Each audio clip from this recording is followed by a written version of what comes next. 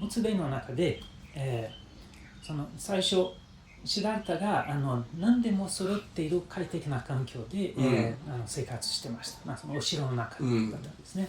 でもそれに飽きたのか疑問を抱いたのか、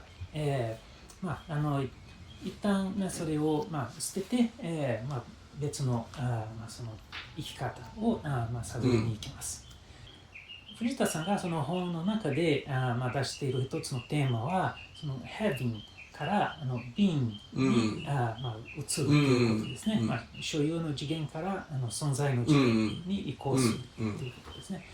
簡単に説明すると、この所有の次元とその存在の次元はどういうものですか？ハビングの次元っていうのは物を持つ、所有するっていうことですねが一番、最優先の、生き方なんですね。で一番典型的に言うのは私とはね、私が持っているもののことである。あなたは誰ですかって言った時に私の持っているものを見せる。肩書きだったりね、身長体重から始まるけど、年収とか、あとは持ち家がありますかとか、車持ってますかとか、そういうので僕ら見ますよね。学歴もそうかな。あるいは資格、あるいは宗教的体験も持つことになりますね。あなたはそれ神を見たかとか悟りましたかっていうのもね、同じ所有の次元の話じゃないですか。でブッダはこの生き方に疑問を持ってそうじゃない生き方を、模索したわけです。何に向かって出たかっていうのがどういうかっていうと、所有ではなくて存在の次元なので、ビーイングの次元っていうふうに、ここでは書いてあるんですね。で仏教では全てのものは密接につながり合って存在しているっていうことなので、持つっていう発想じゃなくて、いかに豊かにそのつながりの中で生きているかっていうか、存在しているかっていうことが問題になるんですね。なので座禅がまさにその典型的なビーイングの態度のね、具体化したものなんですよ。何も持たずに座っているわけですけど、大地とちゃんとつながってるし、空気とつながってるし、それから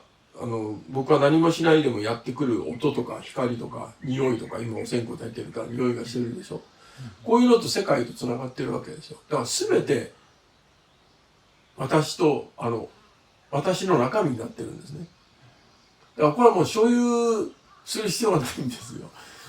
持ってるものって必ず失うじゃないですか。僕ら死ぬわけなので、いくらたくさん持ってても死ぬ時全部諦めなきゃいけないのはもう分かりますよね。でなるべく早い段階で所有の次元の生き方には